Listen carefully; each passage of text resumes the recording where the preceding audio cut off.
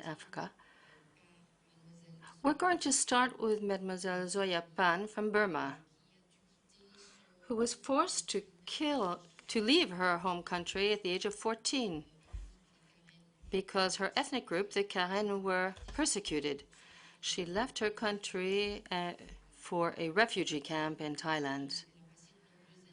She spent a number of years in Thailand, and later on, at the age of 28, she left for the UK, and there she realized what the political situation was like in her home country and decided to become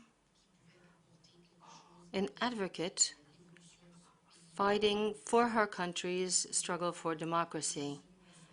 So today she's going to talk to us about her experiences and her ideas on how matters could change in Burma. So I give her the floor. Before I go on to Mr. Tran Duc from Vietnam and Justina Mukoko from Zimbabwe, I now give the floor to Madame Zoya Phan from Burma.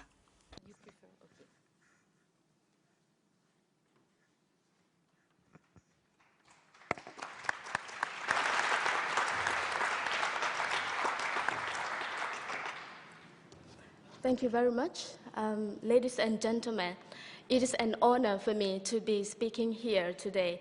First of all, I'd like to thank the UN Watch for this great opportunity for me to speak here at the Geneva Summit for Human Rights and Democracy.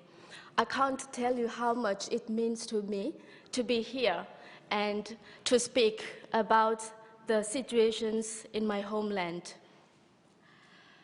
Some of you here may already know about Burma, and I would like to explain briefly. There are two Burmas. One is where you see the democracy activists who are in jail, and you see leader of the democracy movement, Aung San Suu Kyi, and also Nobel Peace Laureate. And in 2007, when you saw monks were protesting and demanding for change, and many of them have been imprisoned and tortured and killed, and many of them are now in exile. And there is also another part of Burma, that is the Burma where I come from. I am from ethnic Karen, where for many decades my people have been under attack by the central government, their army attacking our villages, raping women, using rape as a weapon of war, using child soldiers, forcing our men to work for them as slaves, destroying thousands of villages, and displacing millions of people. And there are many other ethnic groups in Burma who suffer the same, like the Karen. Twice, I was forced to flee for my life, and the first time was when I was 14, and it was when the Burmese army soldiers attacked my village.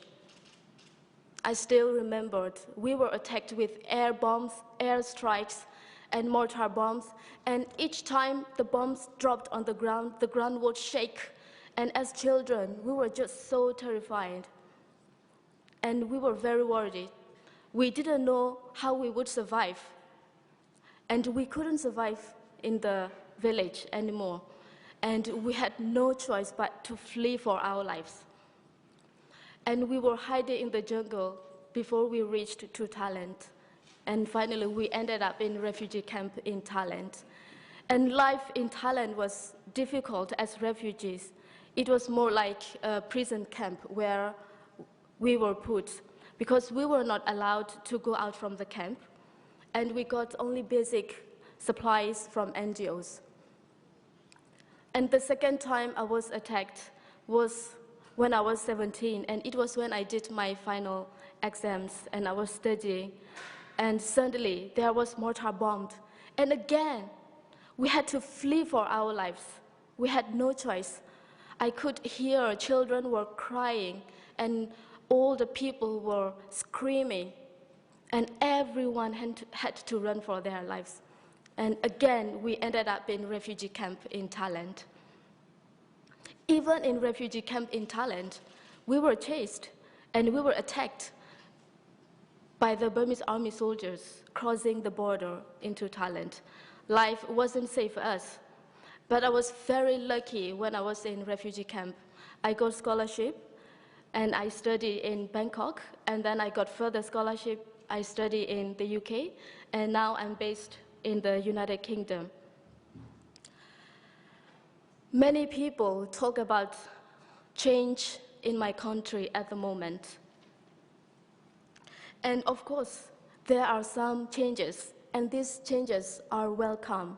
And this can be positive developments if the Burmese military-backed government is going in the right directions. But we are concerned. The people of Burma are very concerned and cautious about the situation in our homeland.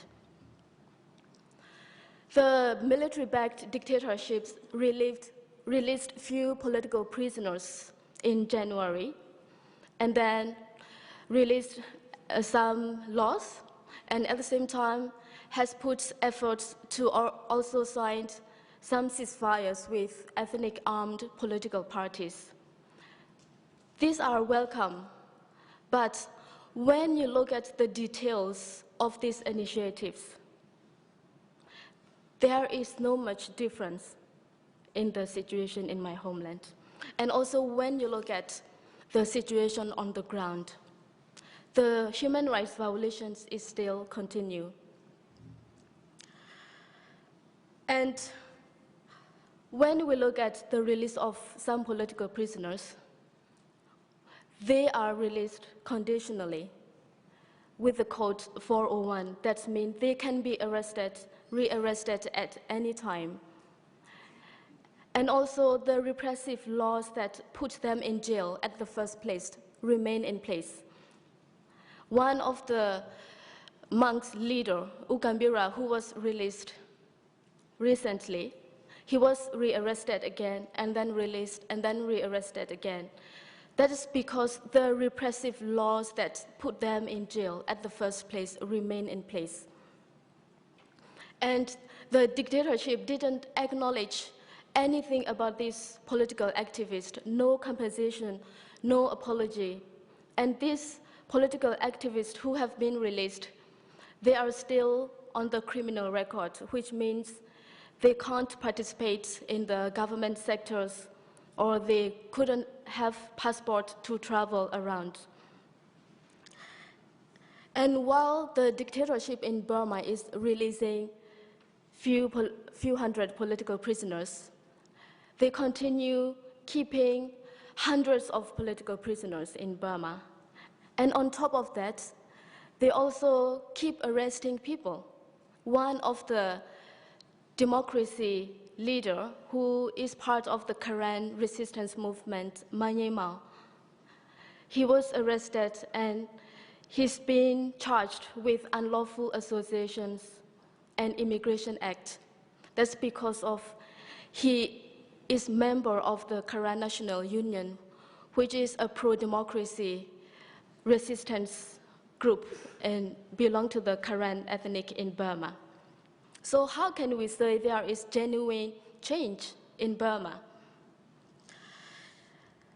And while the military-backed government in Burma is allowing National League for Democracy, which is Aung San Suu Kyi's party, to register to the by-elections in coming April, at the same time, there remain other laws that make it very difficult for other small parties, especially ethnic parties, to participate in the elections. And combined with other laws like security laws and censorship, it makes it very impossible for the by-elections in April to be free and fair.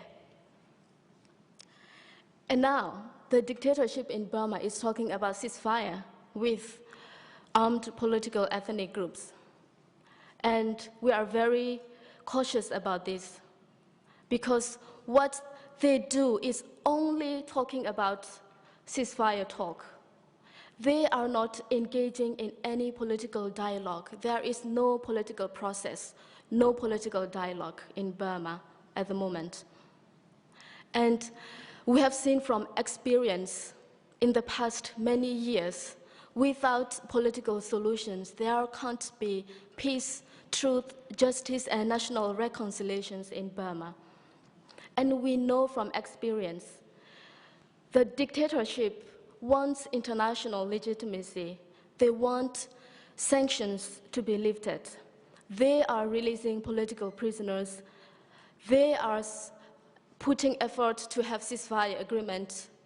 And they are allowing the National League for Democracy to participate in the upcoming by-elections because they want international sanctions to be lifted. It's not because they care about democracy, about human rights, and because it is the right things to do. And the ethnic Kachin who are in the northern part of Burma, they have made it very clear in the past 17 years, they have had ceasefire agreements with the dictatorship with the hope that they would get political dialogue to solve the problem in Burma. And this political dialogue never come. Instead, it was the dictatorship that broke the ceasefire, attacking the Kachin Independence Army areas and committing human rights violations, raping women and killing civilians, and numerous human rights violations. That's why the Kachin are very insisting that we need political dialogue as the same as other ethnic groups in Burma. But the dictatorship is not interested in dialogue. They just want to have fake ceasefire, at the same time sending more reinforcements in ethnic area, continue their human rights violations, and showing to the international community that they are changing. Of course, we welcome some of the support that we receive from international community to press for change in our own homeland by putting pressure on the dictatorship. And there are some benchmarks put by governments, including the European Union, the US, Canada, Australia, and others. And let me tell you, there are two main problems with these benchmarks. The first problem is these benchmarks doesn't tackle the root causes of the problem. It only tackles the symptoms of the problems. For example, the release of some political prisoners. The repressive laws remain. And again, the ending armed ethnic conflict by having ceasefire. But there was no political dialogue. So the human rights violations still remain.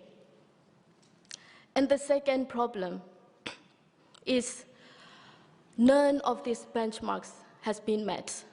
And some of the European countries have already talked about releasing some sanctions. And we are very, very concerned about this. We know what is going on in the discussions at the UN and at the European Union. That's why we are here to warn the international community not to release sanctions too soon, as it is just start to work. I was in Burma 2 weeks ago. Of course, I went back there, sneaked across the border secretly, and I met refugees there and people who are in internally displaced area, who are hiding in the jungle, and people who are actively working for freedom in Burma. It was an inspiring trip for me to listen to what they have to say and to bring the message back. One of the main messages is that please tell international community that the situation with us here hasn't changed. The Burmese army soldiers are still in our village. We are afraid we can't go home yet. And it was true.